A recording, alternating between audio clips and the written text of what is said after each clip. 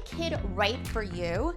If you have recently made the decision to opt out of parenthood, are unsure, or have been living a child-free life, you are not alone.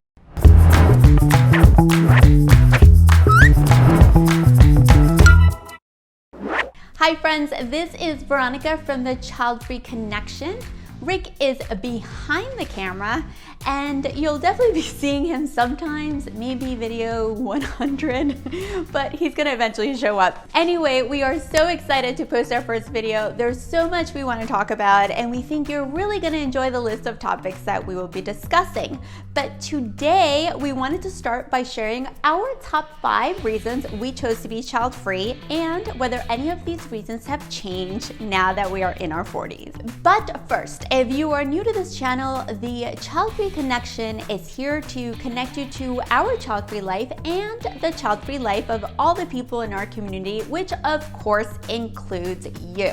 This channel is for inspiration, support, celebration, and education of living child-free. It is for like-minded people to explore the topics that matter to us most. Now, if that sounds like a community that you want to be a part of, be sure to click the subscribe button and hit the bell to be notified each time we release new content. You can also follow Rick and I at the Childfree Connection on our social channels, which I will link to below. It's important to note that it's natural for people to wonder why you would opt out of parenthood, but you are in no way obligated to provide the reasons to feed their curiosity. This is a very personal choice, so whether you want to keep your reasons private or shout them from every rooftop is 100% up to you. Rick and I wanted to share them because at this point we feel comfortable and confident with our choice, and we also thought that maybe it will help other people sort through their own reasons too. We're counting down from number 5, but be sure to stick around for number 1 because in our experience of the past 25 years, it has been the most controversial and the one that family, friends, and parents have the most trouble understanding. So here we go. Reason number 5. Cost of raising a child. Kids are expensive. My family didn't have much money growing up, and although Rick's family was better off, he was one of 5 kids, so in both circumstances, money was a front and center topic. There was an awareness from the time we were kids about how much things cost, and we both carried that awareness into our adulthood. I remember when my friends started having kids and the cost of giving birth, the supplies, the nurses, the childcare, the new clothes, the new shoes, the toys, the schools, the extracurriculars, and on and on and on. It just has always seemed so overwhelming. I don't know the exact number, but I do remember reading recently that the cost of raising a child is about $200,000, but to me that sounds low, so I'm gonna have to dive in deeper with my research and get back to you on that. Hold on, that's really distracting. So just a quick side note here, because I did find the dollar amount that I was just referring to, and I had read it in Dr. Amy Blackstone's book, Child-Free by Choice, which is actually one of the many books that we're going to be referring to in our videos. So here it says, in the United States, the U.S. Department of Agriculture estimates that for kids born in 2013, parents spend an average of $245,340 to raise a child to the age of 18.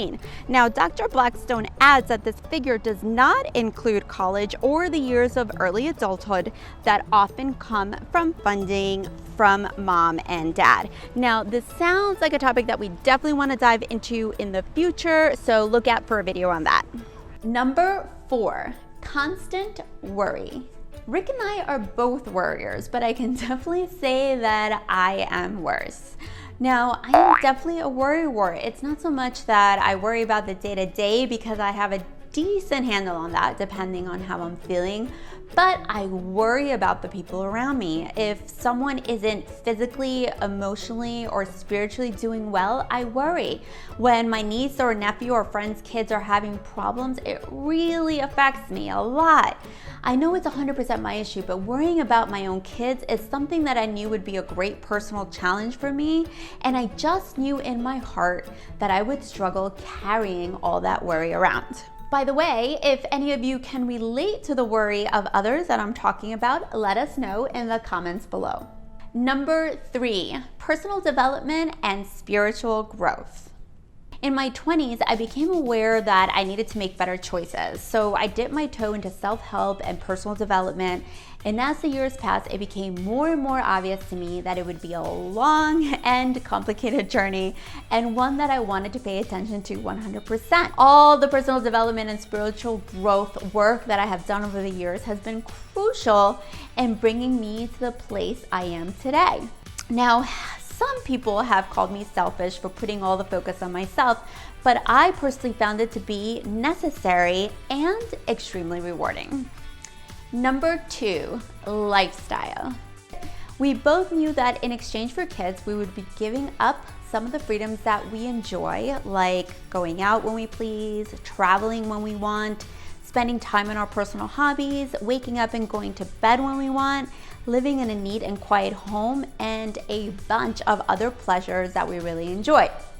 Now, it's not to say that our lifestyle and children can't coexist, but from what we have witnessed, to some level, even if parents try their best to maintain a balance, your lifestyle does tend to change.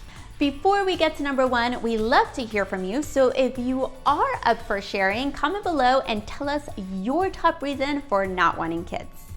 Reason number 1, lack of desire. As I mentioned earlier, this is the one which over the years, Rick and I have had to explain over and over and over again.